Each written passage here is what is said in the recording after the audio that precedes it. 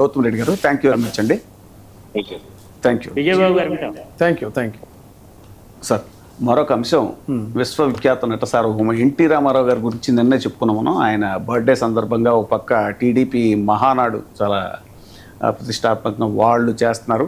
అలాగే అందరూ, మోడీ గారు కూడా ట్వీట్ చేశారండి ఎన్టీ రామారావు గారి గొప్పతనం గురించి. ఇక్కడ తెలంగాణలో ఏమో రేవంత్ రెడ్డి గారు కూడా ఆయన్ని ఓన్ చేసుకునే ప్రయత్నం చేశారు ఎన్టీ రామారావు గారిని. ఇలాగ అందరూ సరే, ఆయన సమాధి దగ్గరికి వెళ్ళి లక్ష్మీపార్వతి గారు కానీ, ఇంకా జూనియర్ ఎన్టీఆర్ గారు కానీ, ఇలా అందరూ కూడా ఆయన్ని ఓన్ చేసి ఆయన అందరి వాడు అనేటువంటి ఒక ఇది నడుస్తుంది.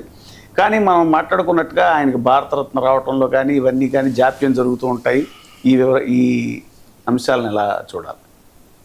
ఇది ఒక రకంగా చెప్పాలంటే సార్, ఎన్టీ రామారావు గారి యొక్క ఉత్థాన పతనాలు కనుక చూసుకున్నప్పుడు, ఒక మహానటుడి, ఒక మహా రాజకీయ నాయకుడి యొక్క ఉత్థాన పతనాలు అనేవి చేస్తే అసలు ఈ మనుషులు యొక్క వ్యవహార శైలి ఎంత దారుణంగా ఉంటుందో అనేది కూడా మనకు అనిపిస్తుంది. దాన్నే ఇంతకు ముందు కూడా ఒకసారి ప్రస్తావించా.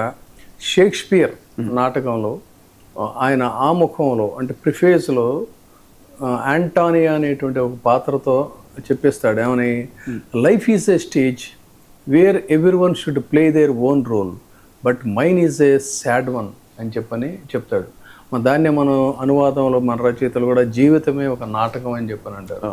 Life is a stage where every one should play their own role but mine is a sad one. Ramarao garu కనుక బతిగా ఉన్నట్లయితే ఆయనకి ఈ మాటలు ఆయన నోటి వెంటే మాట్లాడారా అన్నంత అచ్చంగా అచ్చు గుద్దినట్టుగా సరిపోతాయి. అది ఇక్కడ మనం గమనించాల్సినటువంటి పరిస్థితి.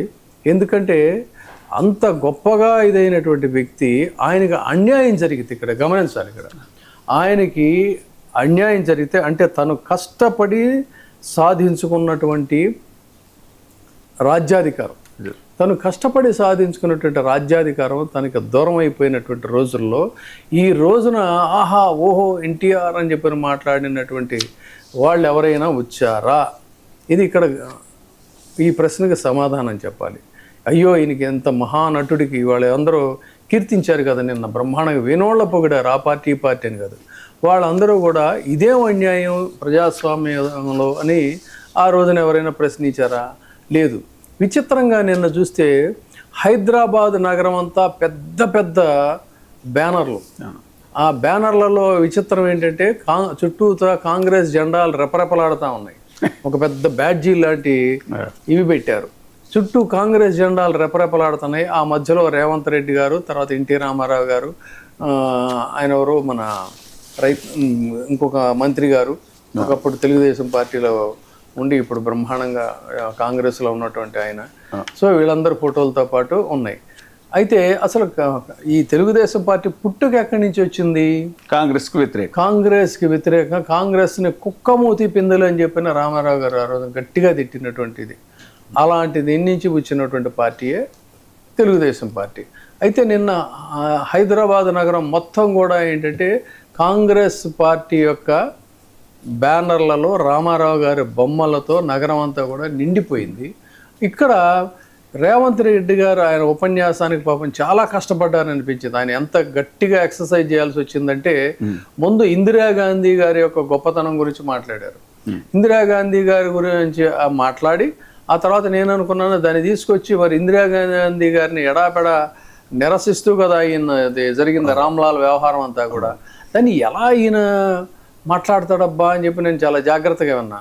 అదేం కాదు, అక్కడికి ఇందిరాగాంధీ గారి గొప్పతనం అక్కడ కొత్త సీన్ కట్ అయిన తర్వాత నెక్స్ట్ అక్కడి నుంచి తెలుగునాట అలాంటి ఒక గొప్ప గొప్ప మహా నాయకుల్లో అటు ఎంజీఆర్, ఇటేమో ఇక్కడ ఏమో ఈయన పేరు వచ్చింది. అట్లా మొత్తం మీద ఆయన తిప్పలు పడి చాలా సక్సెస్ఫుల్గా తన ఉపన్యాసాన్ని పూర్తి చేశారు. ఆ విధంగా కాంగ్రెస్ పార్టీ ఇక్కడ తెలంగాణలో ఆయనకి ఘన నివాళులు అర్పించింది. ఇది అక్కడ అమీర్పేట సెంటర్లో ఒక పెద్ద విగ్రహాన్ని ఆవిష్కరించి తుమ్మల నాగేశ్వరరావు గారు చాలా అత్యుత్సాహంగా అందులో ఎందుకంటే తుమ్మల నాగేశ్వరరావు గారి ఆయన కాంగ్రెస్ పార్టీలో ఉన్నా కూడా మనకి ఇంగ్లీష్లో ఒక మంచి పాపులర్ సాంగ్ ఒకటి ఉంది, my heart is beating keeps on repeating I love ఏదో my love and closes feeds అని ఏదో పాట ఉంది. So my heart is beating keeps on repeating ఏది కీప్స్ ఆన్ రిపీటింగ్, ఆయన హార్ట్ ఏమో టువర్డ్స్ బీటింగ్ టువర్డ్స్ టీడీపీ, కానీ ఇప్పుడు ఆయన ఎగ్జిస్టెన్స్ మాత్రం ఏంటంటే కాంగ్రెస్ పార్టీలోనే. అలా ఒక విచిత్ర ధోరణి ఏంటంటే ఈసారి తెలంగాణ కాంగ్రెస్లో చాలామంది యొక్క heart beat towards TDP, but they are sailing with Congress party. ఆ విధంగా ఇక్కడ చాలా సక్సెస్ఫుల్గా కాంగ్రెస్ పార్టీ రామారావు గారికి ఘన నివాళులు అర్పించింది. అదే హైదరాబాద్ నగరంలో వైసీపీ జనరల్ సెక్రటరీగా ఉన్నటువంటి లక్ష్మీ పార్వతి గారు, సరే ఆబ్వియస్లీ ఆయన సతీమణి కాబట్టి ఆమె అక్కడ ఎన్టీఆర్ ఘాట్కి వెళ్ళి ఆయనకి నివాళులు అర్పించి అక్కడ తను కూడా ఆయన యొక్క స్మృతుల్ని నెరవేర్చుకుంది. అంటే దాని అర్థం ఏంటి, వైసీపీ జనరల్ సెక్రటరీ ఇప్పుడు ఆవిడ. సో వైసీపీ కూడా ఎన్టీ రామారావు గారికి ఘనమైనటువంటి నివాళులు అర్పించింది. ఇది ఇలా ఉంటే నరేంద్ర మోడీ గారు